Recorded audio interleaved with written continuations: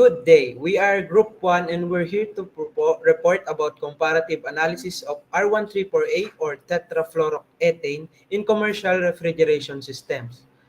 Next slide.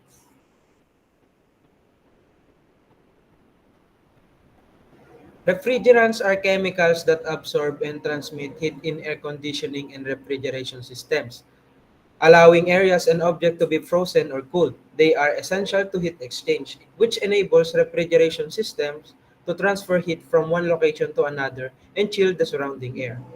Our research objective is to learn about R134A or 1112 or tetrafluoroethane, to research about the thermodynamic properties of the R134A, to analyze the environmental impact of this refrigerant, to determine the applications of the R134A in commercial refrigeration system, and to analyze the challenges and limitation of the refrigerant. For the next slide, let me call on Engineer Bayeta.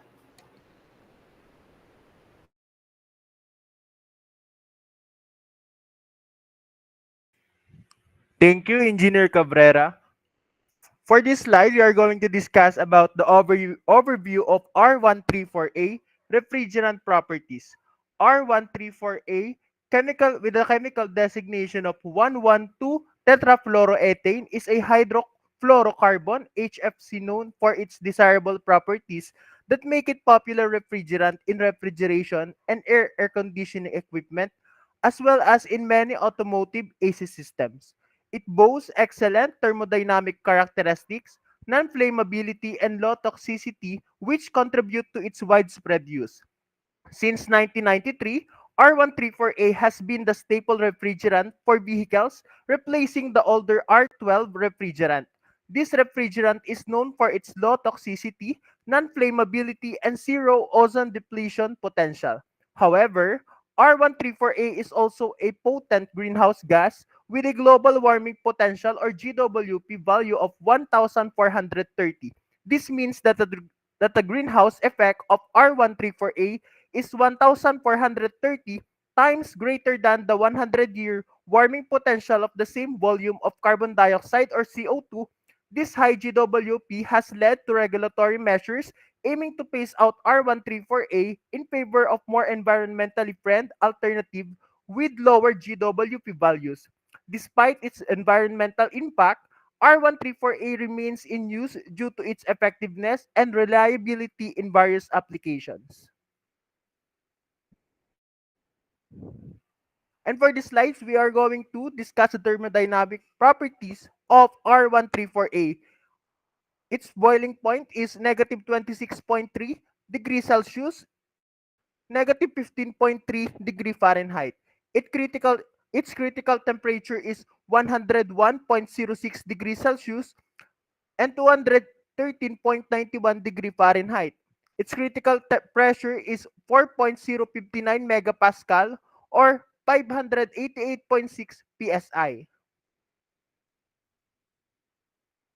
Another thermodynamic properties of R134A.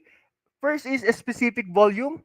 The specific volume of R134A varies with temperature and pressure.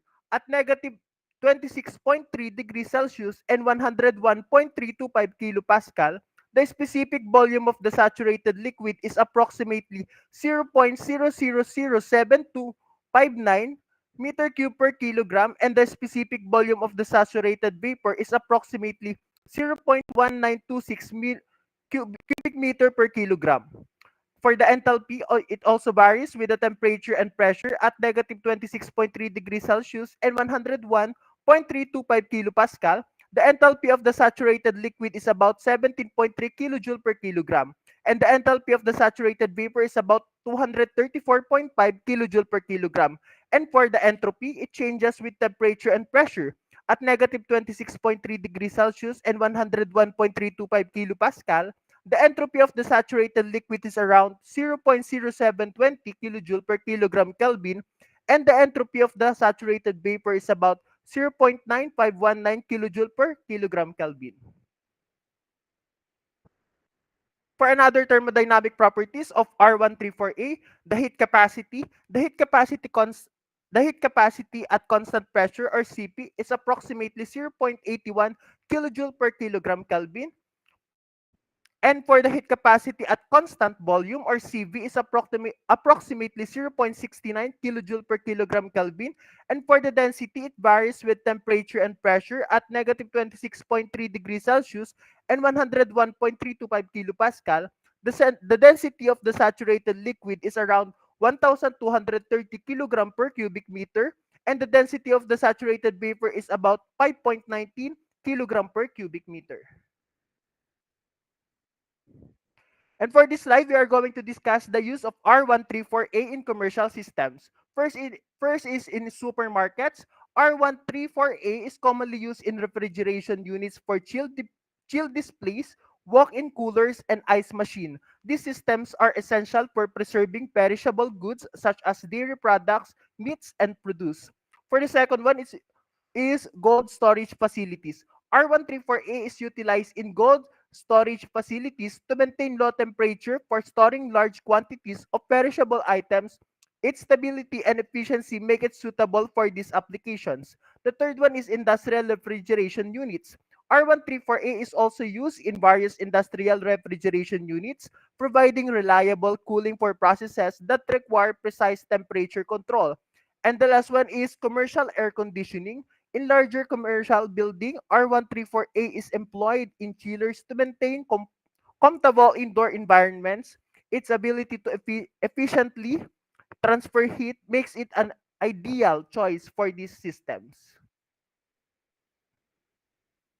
Another environment, and for this slide, we are going to discuss the environmental impact of R134A. First one is global warming potential or the GWP. The GWP value of the refrigerant measures its impact on global warming relative to carbon dioxide or CO2 over a 100-year period. R134A has a GWP value of 1,430.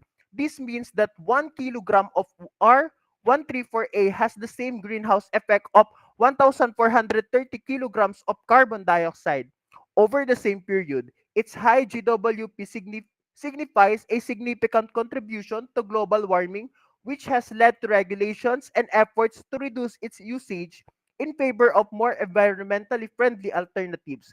The second one is ozone depletion potential or the ODP. The ODP value measures a substance potential to destroy the ozone layer relative to trichlorofluoromethane or CFC11, which has an ODP of 1. R134A has an ODP of value of 0, indicating that it does not deplete the ozone layer. This makes R134A a preferable choice over older refrigerants like CFCs and ACFCs, which have higher ODP values and have been phased out due to their harmful effects on the ozone layer. Another environmental impact, GWP, is a measure of how much heat a greenhouse gas traps in an atmosphere over a specific time period. Relative to carbon dioxide, CO2, it provides a common scale to compare the impact of different gases on global warming. Refrigerants are used in cooling systems such as air conditioners, refrigerators, and industrial cooling units. However, many refrigerants have high GWP values, contributing significantly to global warming. Environmental impact, global warming potential or the GWP is a measure of how much heat a greenhouse gas traps in the atmosphere compared to carbon dioxide over a specific period as we discussed a while ago. Usually over 100 years, R134A has GWP of 1,430, meaning it has a 1,430 times the global warming impact of CO2 over a century. For instance, R134A has a relatively high GWP compared to newer refrigerant, which significantly contributes to global warming. This is why there is a push to replace it with alternatives with lower GW values. As you can see in this table, the different refrigerant, its GWP, and its common application. For R134A, the GWP is 1,430. Its common application is automotive, AC, or commercial refrigeration.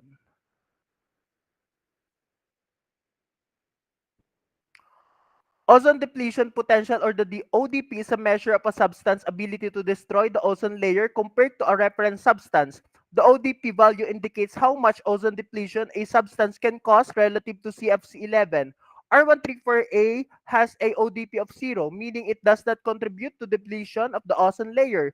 This makes it preferable choice over older refrigerants like CFCs and HCFCs, which have higher ODP values and have been phased out due to their harmful effects on the ozone layer. The significance of having ODP of 0 is that R134A does not release chlorine or bromine atoms when it breaks down in the atmosphere. These atoms are responsible for the destruction of the ozone molecules in the stratosphere, leading to the thinning of the ozone layer. The ozone layer is crucial for protecting life on Earth from harmful ultraviolet or the UV radiation. Therefore, using refrigerant with an ODP of 0 helps in preserving the ozone layer and reducing the risk of the increased UV radiation reaching the Earth's surface. Environmental benefits of R134A. First one is reduced carbon emission. One of the primary environmental benefits of R134A is its zero ozone depletion potential or the ODP as we discussed a while ago. This means that R134A does not contribute to the depletion of the ozone layer, which is crucial for protecting life on Earth from harmful ultraviolet radiation. By using R134A, industries can avoid the negative environmental impacts associated with the older refrigerants like CFCs and HCFCs, which have higher ODP values. And to discuss the compliance with regulation, here is Engineer Cabrera. Thank you, Engineer Bayeta.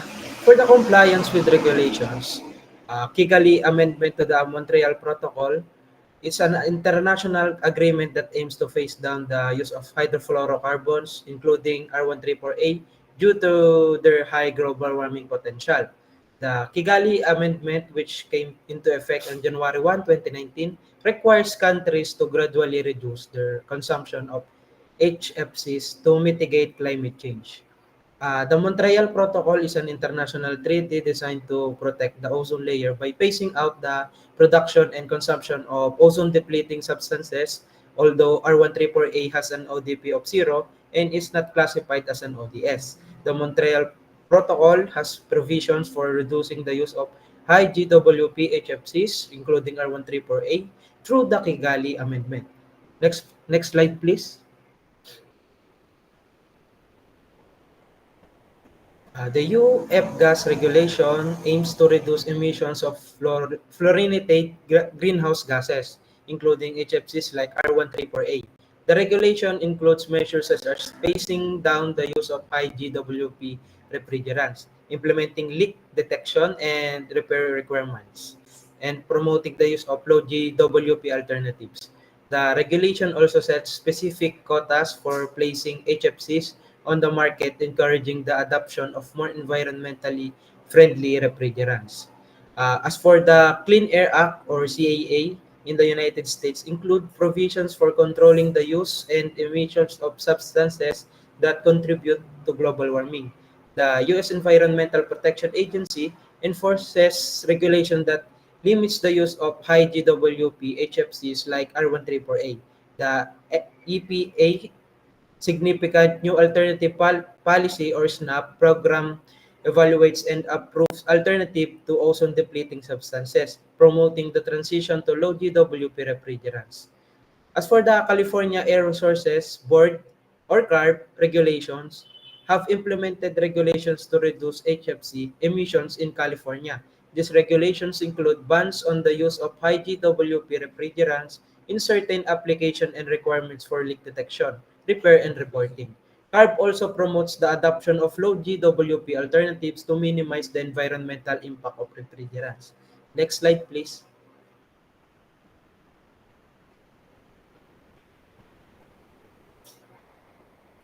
For transition to low GWP alternatives, while R134A has a high GWP of 1,430, the industry is transitioning to more environmental friendly alternatives with lower GWP values. For instance, refrigerants like R332 and R1234YF have significant lower GWPs and are being adopted in various applications to reduce the overall environmental impact. R134A exhibit excellent thermodynamic properties, making it an efficient refrigerant.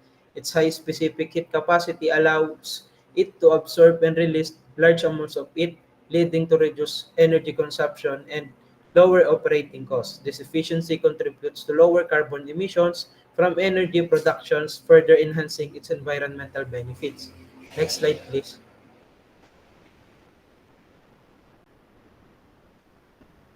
For the performance in commercial refrigeration system, first is the cooling efficiency.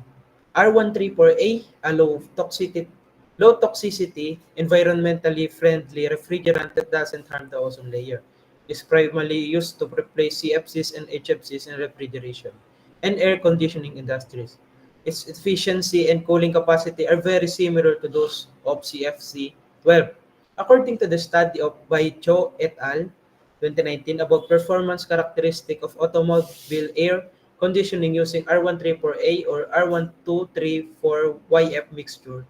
The cooling capacity of the R134A refrigeration system was found to be 4.164 kilowatts when the outdoor air temperature was 32.5 degrees Celsius. Tetrafluoroethane's low toxicity and non-flammability make it popular option for commercial refrigeration systems. It is frequently utilized in applications with medium to high temperature, including chillers, air conditioners, and freezer. Next slide, please.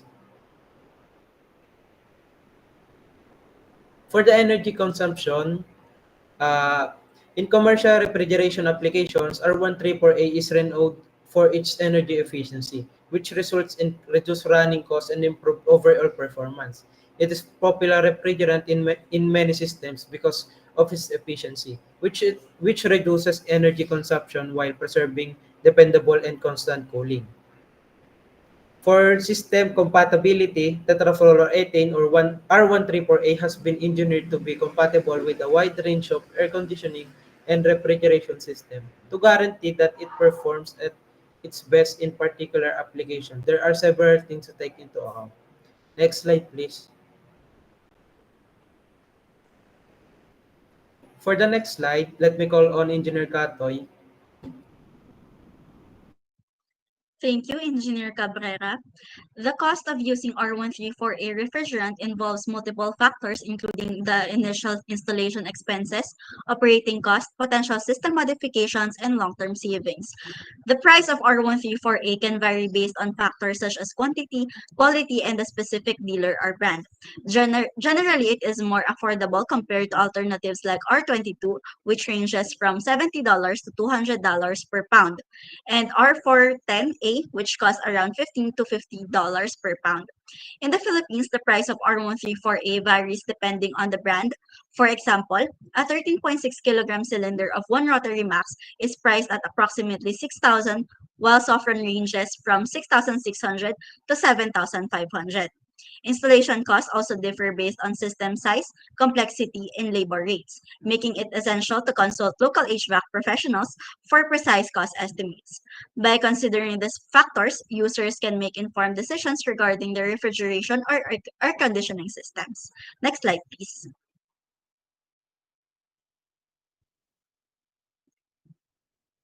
So once the system is installed, you'll have to consider the operating costs. R134A is known for its reliable and efficient cooling performance. However, studies indicate that alternative refrigerants like R152A offer even greater energy efficiency. To ensure optimal performance, regular maintenance is necessary, though the chemical stability and low flammability of R134A can contribute to lower maintenance expenses compared to other refrigerants.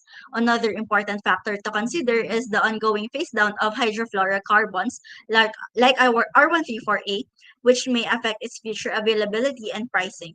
As regulations continue to evolve, the cost of R134A may rise, making it crucial for users to stay informed about alternative options and potential market changes. Next slide, please.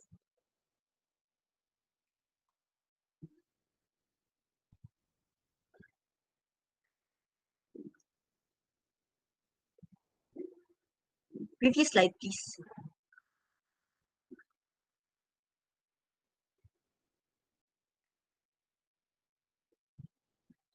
Okay, so for modifying a system to accommodate R134A requires several key adjustments to ensure optimal performance and compatibility. This includes replacing or retrofitting the compressor as well as using polyester oil, which is compatible with R134A due to its low thermal conductivity. Resizing the heat exchangers may also be necessary. To maintain system integrity and efficiency, upgrading components such as expansion devices, seals, O-rings, and gaskets is essential. Additionally, proper operation relies on installing a new filter dryer and recalibrating pressure controls. These modifications not only enhance system performance and longevity, but also help comply with refrigerant regulations, making the transition to R134A both a practical and regulatory consideration. Next slide, please.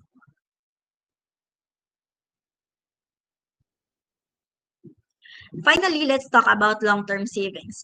In the long run, R134A remains a cost-effective refrigerant, but emerging alternatives like R152A and other high efficiency refrigerants can further reduce operational expenses over time. As environmental regulations become stricter, restricting the use of high global warming potential or GWP refrigerants, businesses that transition to low GWP alternatives can avoid future compliance costs and potential refrigerant taxes.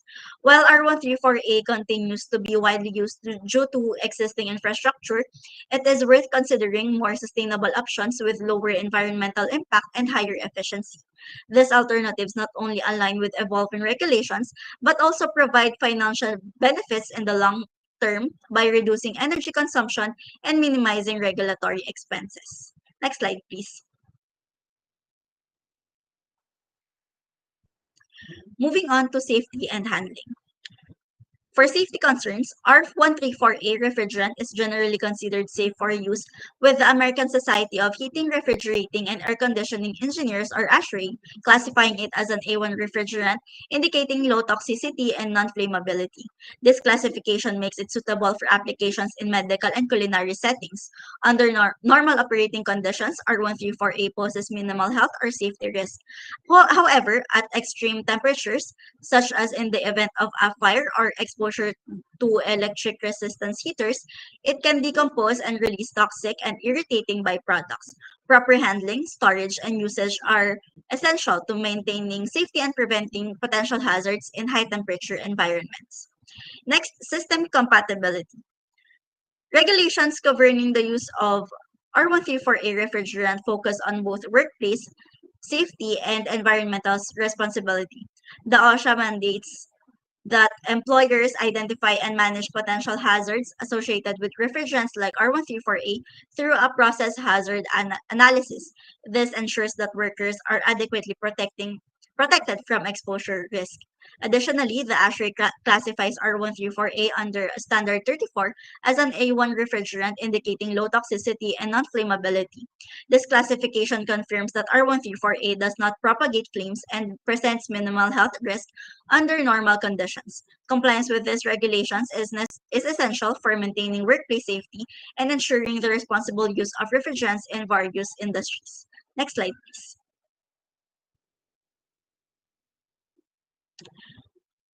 Last is mitigation measures. To ensure the safety use of R134A refrigerant, several mitigation measures should be implemented. Proper ventilation is essential to prevent the accumulation of leaked refrigerant, reducing the risk of exposure in confined spaces. Regular maintenance and the leak detection program are crucial in identifying and addressing any undetected breaches in the system, helping to prevent potential hazards. Additionally, training employees on proper handling procedures and emergency response protocols enhances workplace safety by ensuring that personnel are equipped to manage refrigerant-related incidents effectively. By adopting these safety measures, business can minimize risk and maintain a secure working environment. Next slide, please.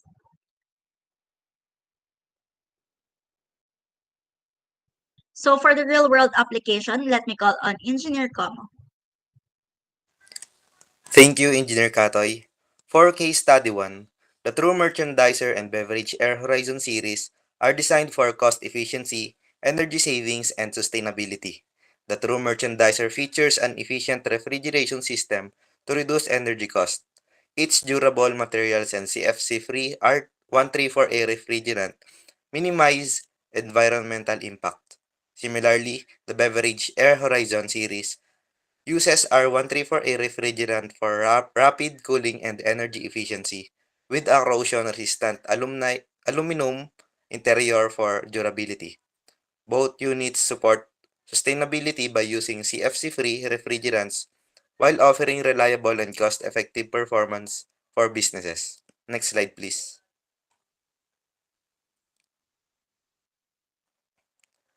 For case study 2, the transition from R12 to R134A aimed to reduce ozone depletion since R12 had a high ozone depletion potential. R134A became widely used due to its 0% ODP but faced challenges like new lubricant requirements and high global warming potential. Despite reducing ozone depletion, its GWP of 1,430 remains a concern. This has driven the search for sustainable alternatives like R1234YF and R290, which offer lower GWP. The industry continues prioritizing eco-friendly refrigerant solutions. Next slide, please.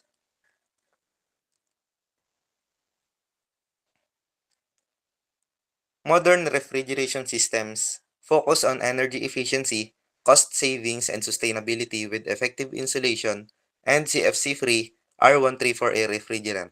The shift from R12 to R134A eliminated ozone depletion but introduced energy efficiency challenges and high global warming potential. Greener alternatives like R1234YF and R290 are being explored for better environmental and financial benefits.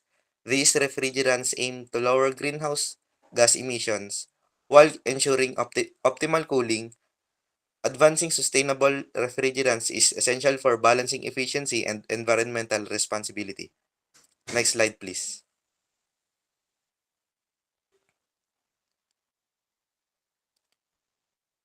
To conclude our presentation, R134A or 1112 tetrafluoroethane is a widely used refrigerant in commercial refrigeration due to its low toxicity, non-flammability, and efficient cooling properties.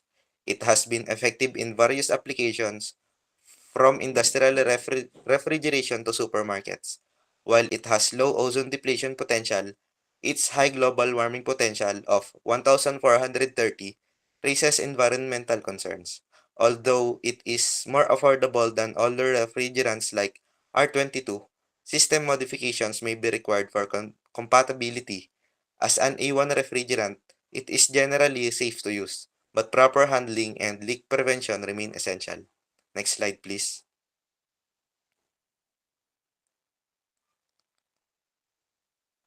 R134A remains a viable option for commercial refrigeration, but businesses should transition to lower GWP alternatives due to its environmental impact and regulatory restrictions. More sustainable refrigerants like carbon dioxide or R744, R152A, and R1234YF offer similar efficiency while significantly reducing climate impact. To stay ahead of stricter environmental regulations, companies should adopt these eco-friendly alternatives for long-term sustainability. Next slide, please.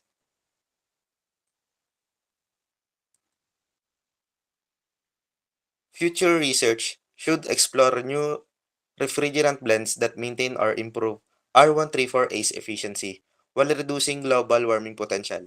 Advancements in refrigeration design, such as enhanced heat exchangers and hybrid refrigerant cycles, can further boost energy efficiency and minimize environmental impact. Additionally, developing cost-effective retrofitting solutions for existing R134A systems will help businesses transition smoothly to more sustainable alternatives. Next slide, please.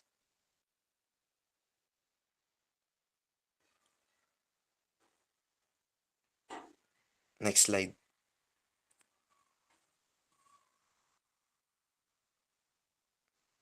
And that's it for our presentation of R134A or 1112 tetrafluoroethane. Thank you for listening.